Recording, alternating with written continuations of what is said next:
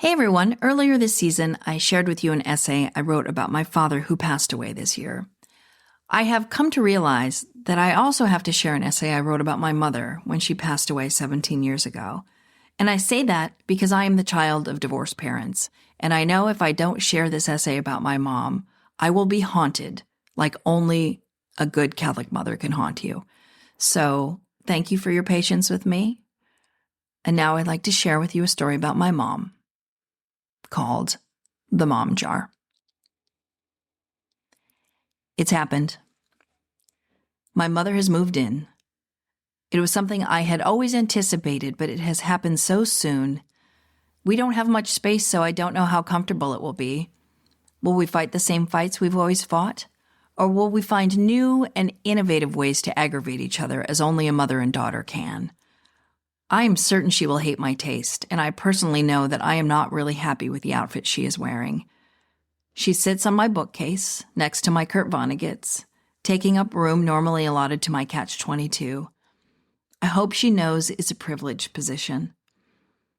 She has been gone 7 years now, and all that remains is the dust, my memories, and her mom jar glinting all blue and gold in the lamplight. It makes my husband uncomfortable, this mom on the bookcase. "Can't we put her in the closet?" he asks.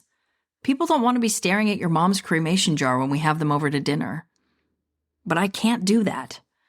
Nobody puts baby in the corner, and there's no way in hell I'm putting my mom in the closet. I will never hear the end of it. The Dying Part, Part 1. Cancer can suck it. My mom was sick with the dying for nearly a year. The dying was very different from her dying in the past. Her past instances of dying had been manifestations of her need to be loved and the intense bipolar disorder her parents' abuse had visited on her. Sometimes she was dying, sometimes it was my brother or I. "Jason has leukemia," or "Jen has skin cancer," or "I have cancer and it's because you've always loved your father more than me." But this dying was different. It was the real kind that made her bones ache. It was the multiple myeloma kind that was treatable but not curable. And just in case you're wondering, treatable is bullshit. The treatment, at least in my experience, is often worse than the illness.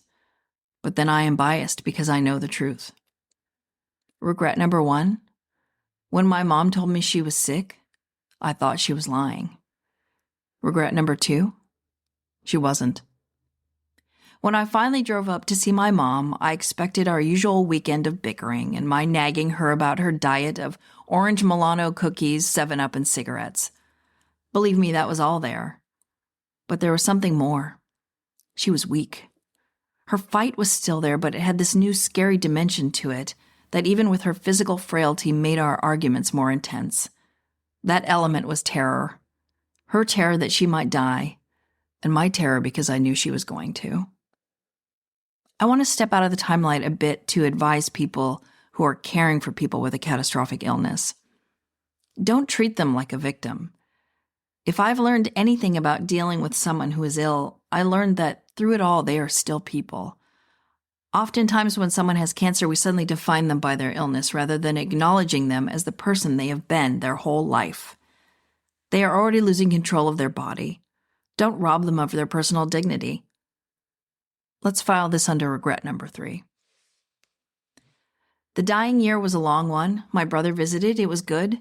My mom rallied when my brother was around. There was no way she was going to disappoint her baby boy. I visited. It was tough. We would argue. She would pick on me and I would nag her. Except for that one time. There was that one time when she was back in the hospital to treat an infection and tests. And she needed me.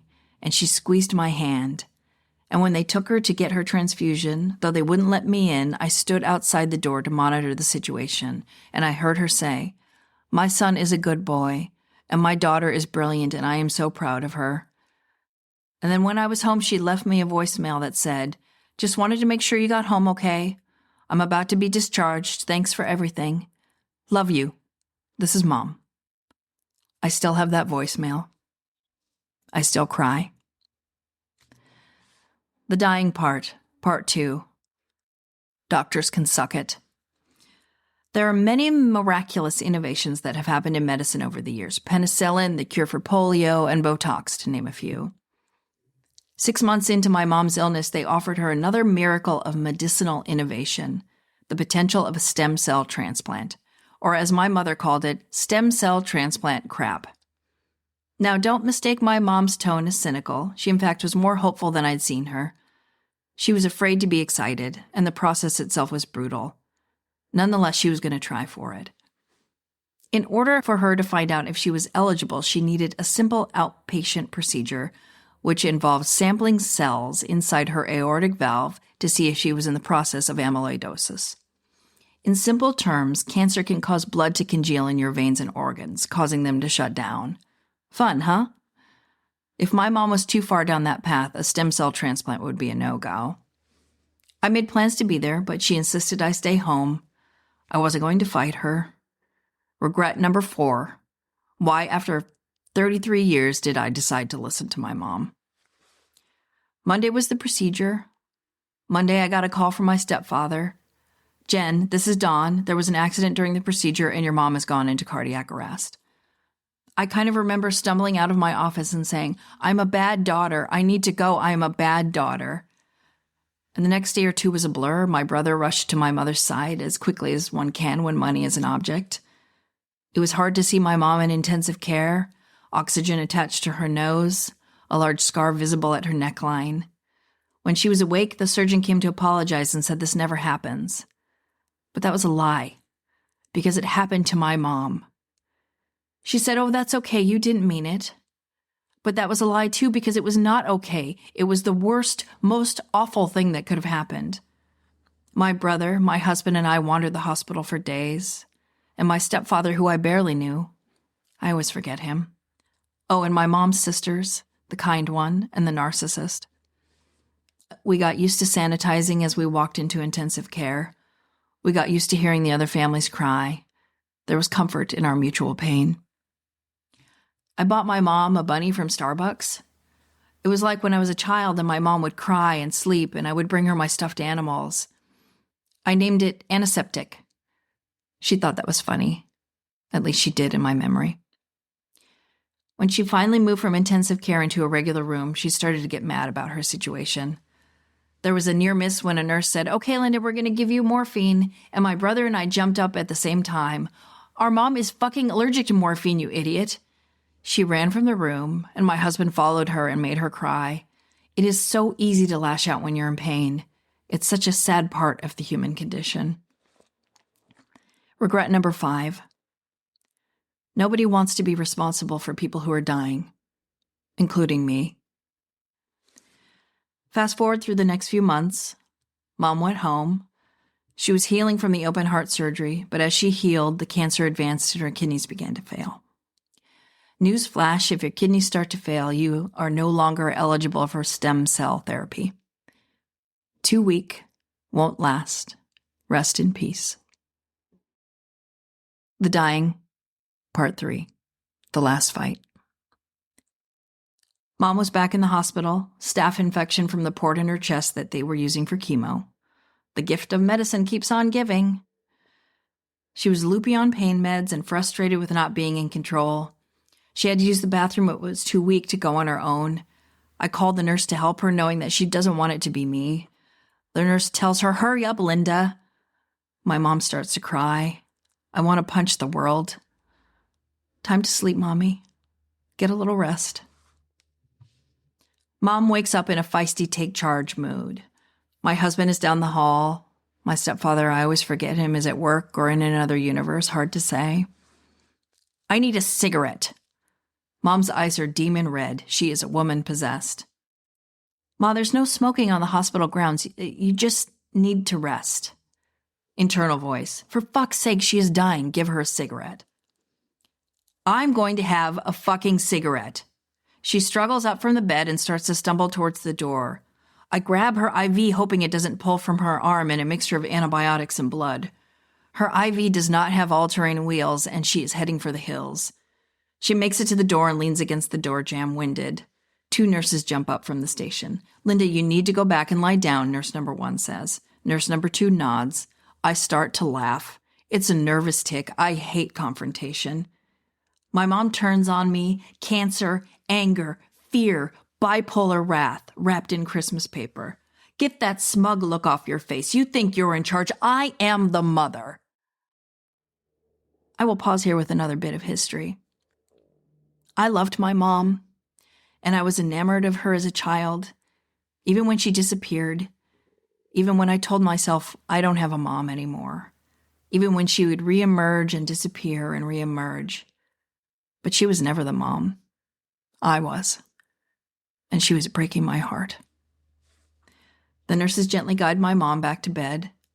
I wander down the hall and cry, and I call my brother and tell him Mom will be discharged soon and I'm going home, and so I do.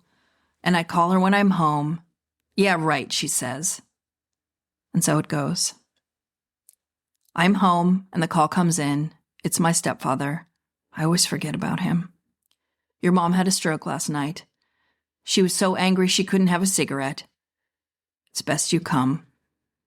My bags aren't even unpacked, and I'm back on the road. I arrive. My mom is in a coma. She was awake a few hours before she couldn't speak, and the doctors told her there was nothing more to do but for her to go home and be comfortable. She weakly raised her left arm and flipped them off. It is the last indication of Linda. My mom was going to be good and goddamned if they were going to tell her when she was going to die and where. Another aside. My mom didn't want to go home and have my brother and I change her bedpans and watch her slip away. I love her for that. It was so brave. Thank you, Mama. My husband and I sleep in my mom's room. My brother is coming, but he's ill with bronchitis and he's coming tomorrow.